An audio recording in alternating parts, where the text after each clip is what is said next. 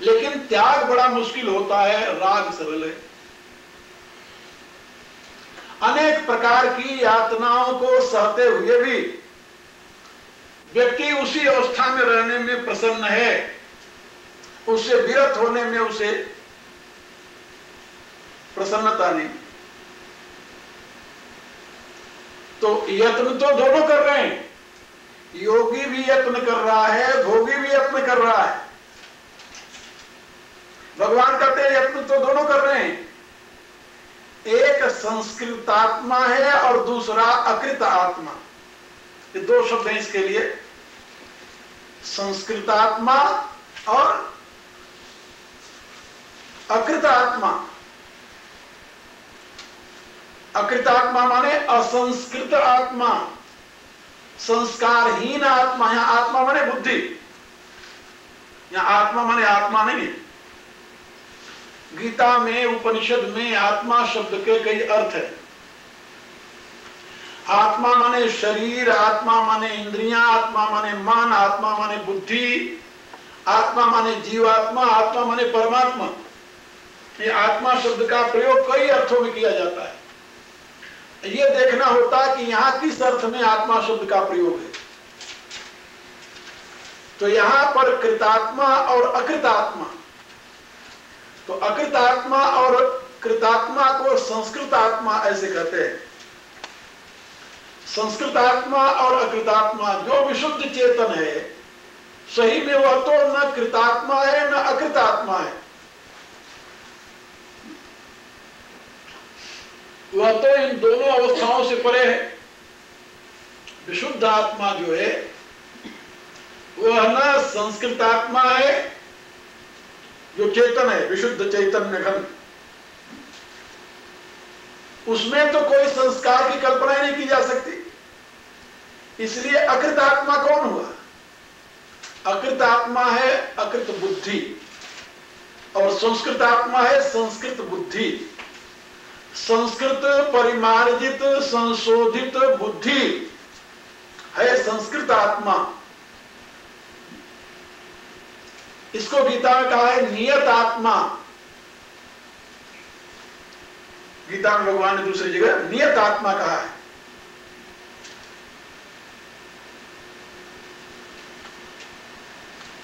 और कहीं कहीं पर इसको यथात्मा भी कहा है। यथात्मा दृढ़ निश्चय। तो यथात्मा, नियतात्मा, संस्कृतात्मा, कृतात्मा, ये सब विशुद्ध बुद्धि के नाम है। और अकृतात्मा माने अशुद्ध बुद्धि। यदि आप लोगों से गंभीरता से कोई विचार करने के लिए कहे और आप गंभीरता से विचार करके देखो कि आपका सारा प्रयत्न किसके लिए, अंतर से आप क्या चाहते हैं? बिल्कुल वही चाहते हैं अंतर से जो हम चाहते हैं।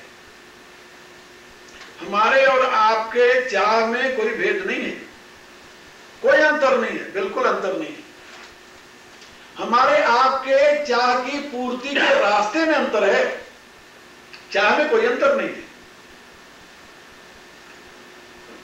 हम यदि 1 घंटे ध्यान करके शांति चाहते हैं तो क्या आप 4 घंटे या 8 घंटे दुकान में काम करके, नौकरी में काम करके अशांति चाहते हो क्या? ना, शांति की तलाश तो आपको भी। आप भी सुख के लिए ही, शांति के लिए तो काम कर रहे हैं। रातों दिन का प्रयत्न किसके लिए? सुख और शांति के लिए। इसके सिवा और कोई कुछ नहीं चाहता। मनुष्य को यदि पता चल जाए कि हमारे इस करने से हमें अशांति मिलेगी, कभी नहीं करेगा। लेकिन ये देखते हुए कि इसको करते आ रहे हैं, रोज शांति मिल रही, फिर भी सोचते हैं चलो आज नहीं शायद कल मिल जाए शांति से। शांति की आस लिए हुए अशांति प्रद क्रियाओं में सतत तत्पर रहते हैं। क्यों? कारण क्या? सही रास्ता क्यों नहीं अपनाते? उसके लिए कहा वो अपनाने वाली जो बुद्धि है वो उस रास्ते पर चलती है। वो अकृत आत्मा है। अकृत माने असंस्कृत, अशुद्ध, दूषित, तमोगुण आच्छादित मोहित होने के नाते, विमूढ़ होने के नाते वह आपको सही रास्ता वर्ण करने देती ही नहीं, वो गलत में ही लगाए रखती है।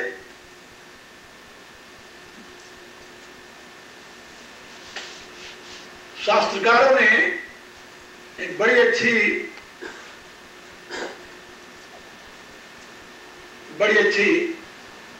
कहानी लिखी। एक मनु, उनकी दो स्त्रियां, एक का नाम दिति, दूसरे का नाम अदिति। अदिति के पुत्र हुए देवता और दिति के पुत्र हुए दानव। ये जानते हो किसकी कहानी है? मनु की। कहा मनु कौन है? तो वेद कहता अहम मनुर्भवामि। ये मनु जानते कौन है? अहम। ये अहम जो है, यही तुम्हारे अंदर रहने वाली चेतन सत्ता, यही मनु है। और इसकी दो स्त्रियां हैं, एक का नाम दिति है, दूसरी का नाम अदिति है। अदिति किसे कहते हैं जानते हो? अदिति माने जो दिति नहीं है, दिति माने टुकड़ा, अदिति माने अखंड। दो अखंड ने धातु है जिससे दिति शब्द बनता है। दिति माने टुकड़ा और अदिति माने अखंड। अब जहां टुकड़ा नहीं है, अखंड है, उसकी संतान कौन है? कहा देवता। और जहां टुकड़ा है वहां दिति जो है उसकी संतान कौन? कहा दैत्य। अब इसको ऐसे आप समझ लो कि आपकी चेतना की दो प्रकार की वृत्तियां, ये दोनों आपकी पत्नियां हैं। एक अदिति है, दूसरी दिति। एक वह वृत्ति है जो अखंड वृत्ति है, सोहमस्मि इति वृत्ति अखंडा। अखंड वृत्ति माने जो अखंड रूप में लगी हुई वृत्ति। आपके चित्त की वह वृत्ति जो अखंड में लगी है, खंड में नहीं। अखंड में जब वृत्ति लग जाती है तो उसकी संतानें, उसमें जो गुण उत्पन्न होते हैं, परिणाम जो होते हैं, वो दिव्य होते हैं। दिव्य। अदिति का सबसे बड़े पुत्र का नाम है इंद्र। इंद्र माने इंद्रियों का अधिपति। अदिति का पुत्र है आदित्य, सूर्य, परम तेजवान, प्रकाशवान, ज्ञानवान। उसका एक पुत्र है पूषा, विश्व का पोषण करने वाला, विश्व की पुष्टि करने वाला। ऐसे अदिति के 12 पुत्र हैं। 12 पुत्र। ये 12 दिव्य गुण हैं। ये 12 दिव्य गुण हैं जो आपकी अखंड वृत्ति से उत्पन्न होते हैं। और दिति जो है, जहां आपकी चित्त की वृत्ति टुकड़े में लगी, उसके 2 पुत्र हैं दिति के, केवल 2। अदिति के 12 पुत्र हैं, दिति के केवल 2 पुत्र हैं। जानते हो उनका क्या नाम था? हिरण्याक्ष और हिरण्यकश्यप। 2 पुत्र। हिरण्याक्ष सोने की समान आंखों वाला एक, ये उसका बड़ा लड़का। और हिरण्यकश्यप, ये उसका दूसरा लड़का है। इनको आप क्या कर सकते हैं? एक का नाम है मोह, दूसरे का नाम है मद। ये 2 दिति के लड़के, मोह और मद। सारी दुनिया इन्हीं दो भागों में बटी है। आपके जीवन के प्रवाह में दो ही वृत्तियां हैं, या अदिति की और द्वितीय की। या तो आप मोह और मद और आगे उसकी सेना, उसका परिवार, और या 12 आदित्य दिव्य गुणों का आधान, ये दोनों आपकी वृत्तियों पर अवलंबित है। आपकी बुद्धि यदि अशुद्ध हो जाए तो उसमें मोह और मद का आविर्भाव होगा।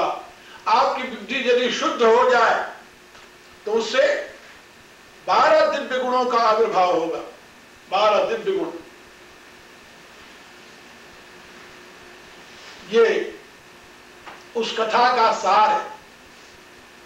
तो यदि आप अपनी बुद्धि को शुद्ध कर लें, आपकी बुद्धि सुसंस्कृत हो जाए, कृतात्मा हो जाए, तो आप उस सत्य को देखेंगे।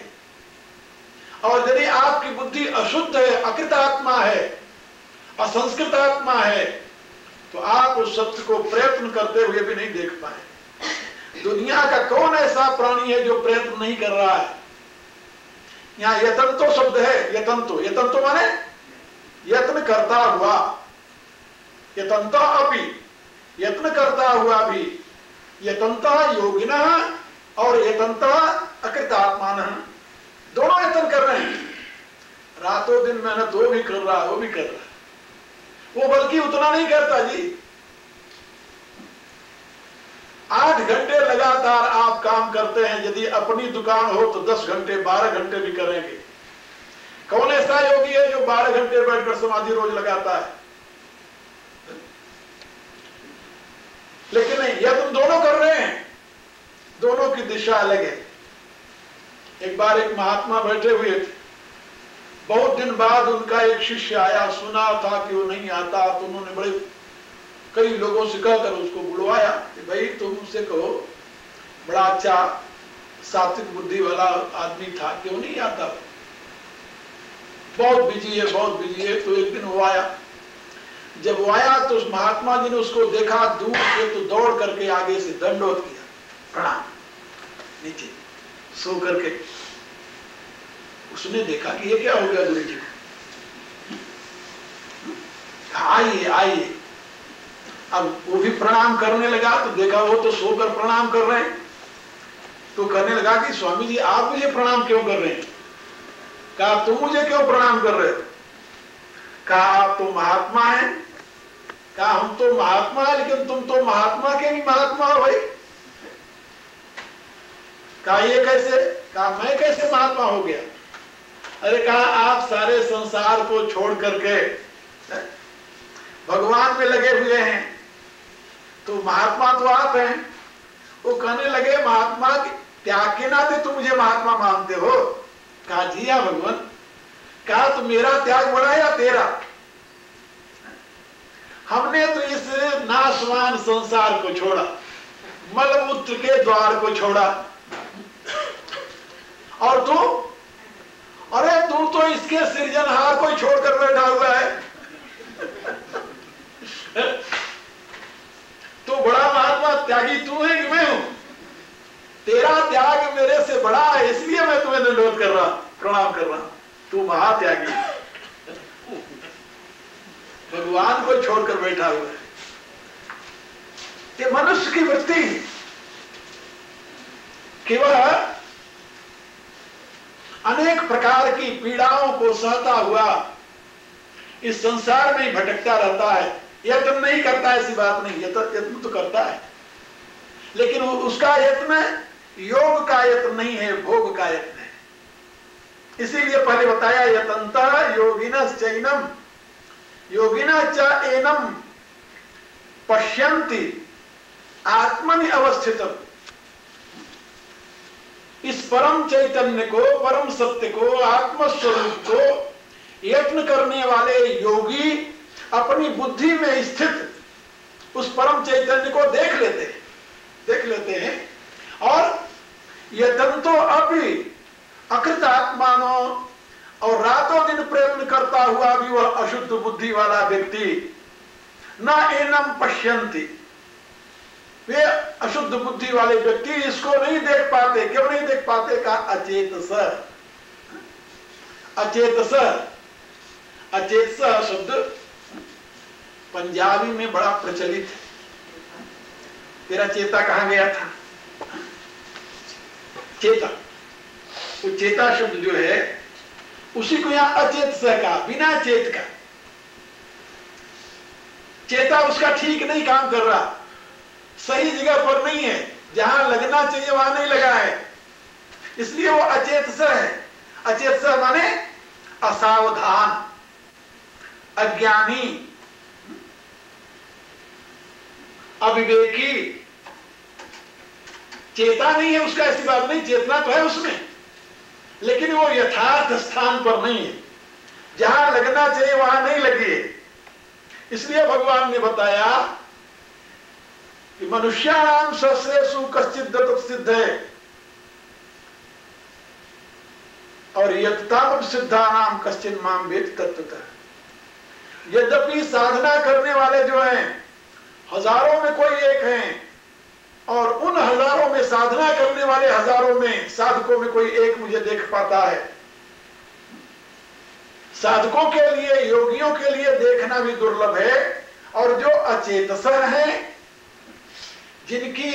जिनका चेता ठीक नहीं, वो भला कैसे देख सकते हैं उसे?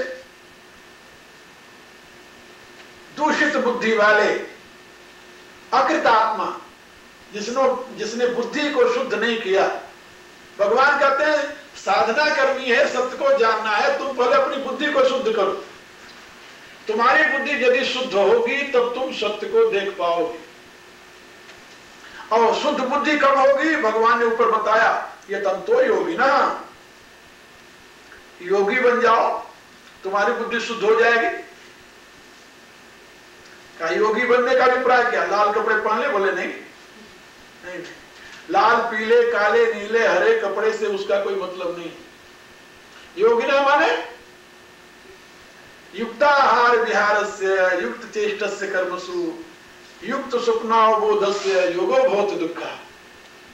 यदि योगी बनना है तो उसके लिए आहार, विहार, व्यवहार, आचार, विचार, ये सब तुम्हारे युक्त होने चाहिए। युक्त माने भगवान से जुड़े हुए। उसका अभिप्राय क्या? यद करोसी, यदस्नासी, यद जुहोसी, ददासी, यद तपस्यस कौन्तेय तत्कुरुष्व मदर्पणम्। जो तुम खाते हो, जो तुम करते हो, जो तुम हवन करते हो, जो तुम देते हो, तुम्हारी सारी क्रियाकलाप मेरे से जुड़ी होनी चाहिए। भगवान कहते हैं तत्कुरुष्व मदर्पणम्, मुझे अर्पित करके उसे करो। यहां तो अर्पित करना तो दूर रहा, इतनी जल्दी में भोजन पर झपटना होता है कि जैसे गाड़ी छूट रही है। भगवान को याद कौन करता है? भोजन सामने आवे, भगवान को याद करे, इतना का फुर्सत है? अरे जल्दी जल्दी में खड़े खड़े तो 4 गिलास मुंह में डाले और दौड़ रहे हैं। भाई खाने से भी और कोई महत्वपूर्ण क्रिया तुम कर सकते हो जिंदगी में? सोचो पहले। हर एक व्यक्ति के लिए भोजन से अधिक महत्वपूर्ण और कोई बात नहीं है, और उस भोजन के लिए उसके पास समय नहीं है। समय किसके लिए हुई? भोजन की सामग्री को इकट्ठा करने के लिए। क्या कमाल की बात है। कभी कभी हम सोचते हैं कि भोजन की सामग्री को इकट्ठा करने के लिए समय है, लेकिन बैठकर शांति से भगवान को समर्पित करके भगवान को हवन कर रहे हैं ऐसा अनुभव करते हुए भोजन करने के लिए समय नहीं। शुद्ध भोजन करने के लिए समय नहीं। शुद्ध कैसा? एक दिन बनाओ और 6 दिन खाओ। वैज्ञानिकों ने फ्रीजर बना दिया तुम्हारे लिए, खराब नहीं होता।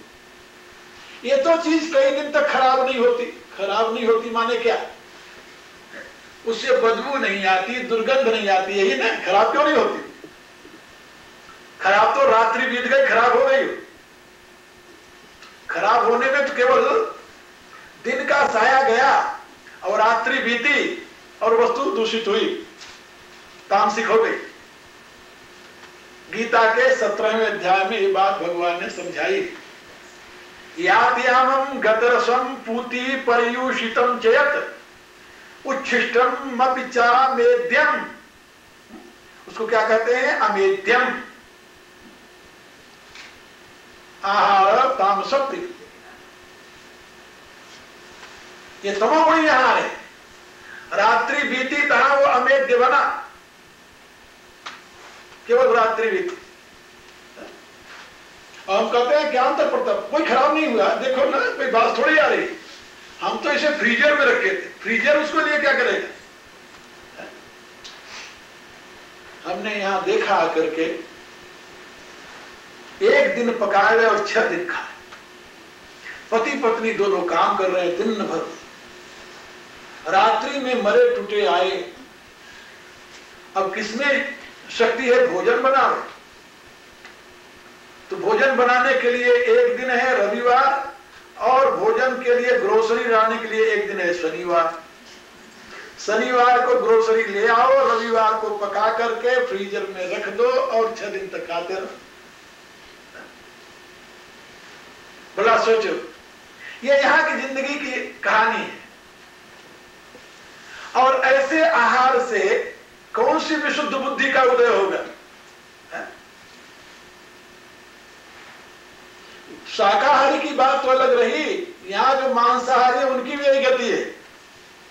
पता नहीं कितने दिन की सड़ी हुई मांस तो दुकान में पड़ी रहती है। वो कहां कटा है, कहां निकाला गया, कहां से बनकर आया है, और वो करके मसाला लगा करके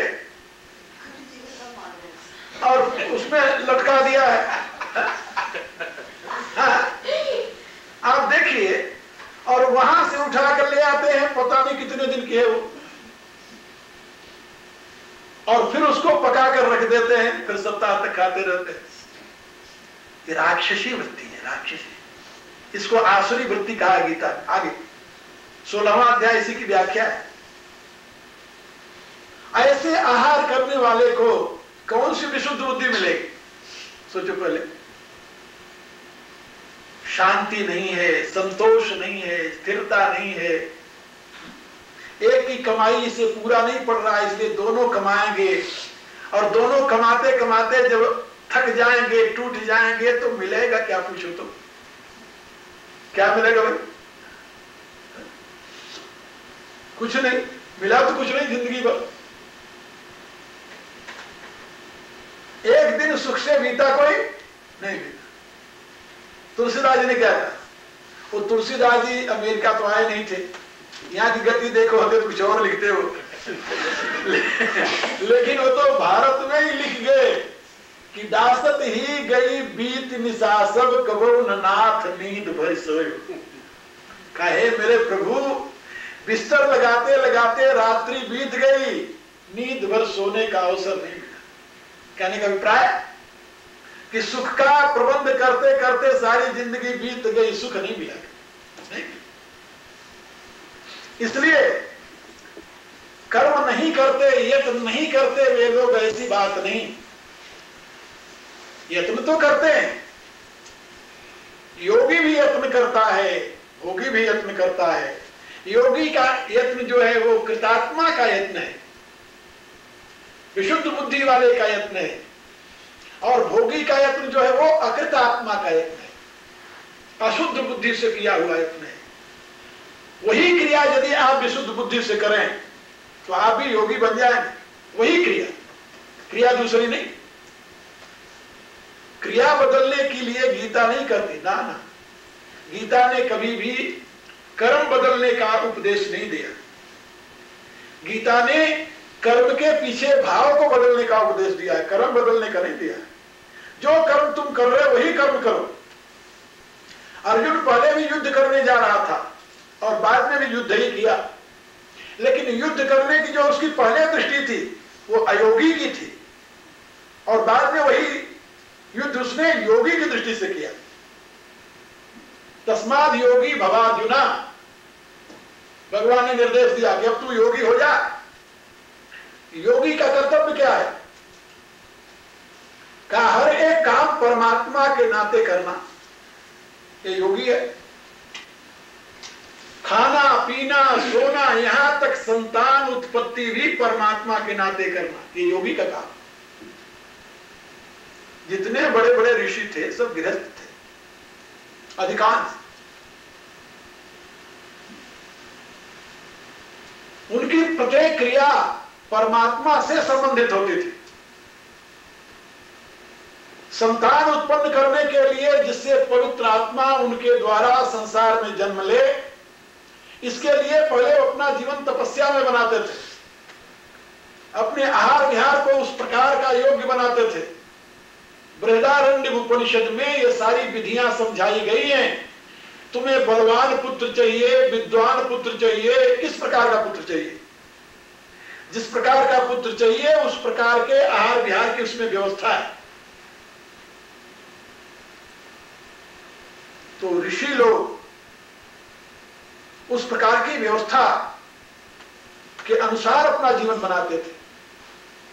इसलिए वो प्रयत्न करते हुए भी, सब कुछ करते हुए भी योगी थे। योगी और भोगी में क्रिया का परिवर्तन नहीं है, दृष्टि का परिवर्तन है। अब आप सोचिए, एक व्यक्ति जो यहां यूनिवर्सिटी में पढ़ाता है और एक मैं हूं, हमारे और उसके क्रिया में क्या अंतर है? सोचो पहले। पढ़ाने क्रिया दोनों की एक है।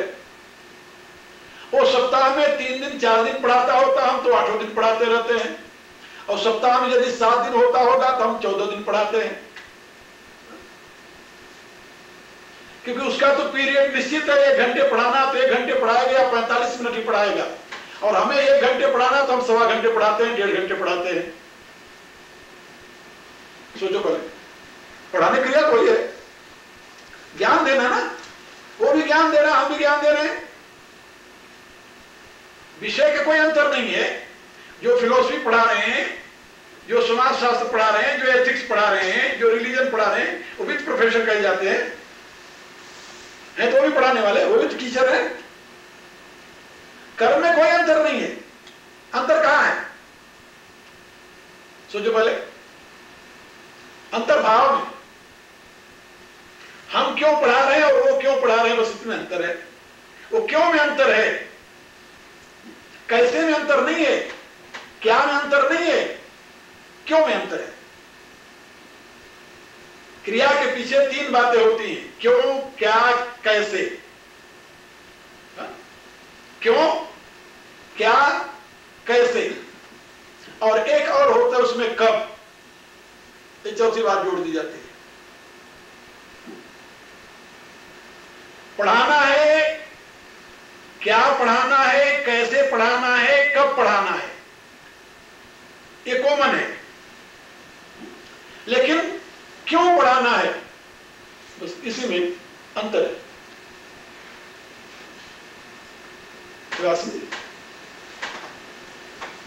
अब उस क्यों के नाते एक योगी बन गया, दूसरा बेचारा भोगी बन गया। क्यों के नाते एक कृतात्मा हो गया, दूसरा अकृतात्मा हो गया। क्यों के नाते के, क्यों भी क्या है था?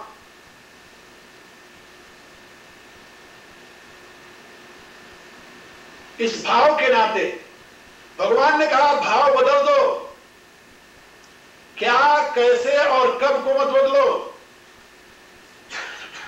क्या करते हो, कब करते हो, कैसे करते हो, इसको मत बदलो। इसको जैसे करना वैसे करो, लेकिन क्यों करते हो इसको तुम बदल दो। ये बदलना होगा। अर्जुन ने सारी गीता सुनने के बाद क्या बदला, क्यों बदला। पहले क्यों युद्ध करता था? पहले युद्ध करता था कौरवों को अपना शत्रु मानकर, और अपने राज्य को वापस लेने के लिए। और बाद में युद्ध क्यों किया? प्रभु की आज्ञा मानकर, करिष्ये वचनम तो, हे प्रभु मैं आपकी आज्ञा का पालन करूंगा। भगवान ने कहा निमित्त मात्रम भव सभ्य साचिन, अर्जुन तू केवल निमित्त मात्र बन जा। उसने कहा सत्य वचन, अब मैं निमित्त बन गया। पहले निमित्त नहीं था, पहले करता था और बाद में निमित्त बन गया। अंतर क्या पड़ा? युद्ध तो वही हुआ, क्रिया वही हुई, लेकिन अंतर कहां गया? अंतर गया भाव। पहले स्वयं युद्ध का करता था, बाद में वह भगवान के हाथ का यंत्र बन गया। बस। तो जो भगवान के हाथ का यंत्र बन जाता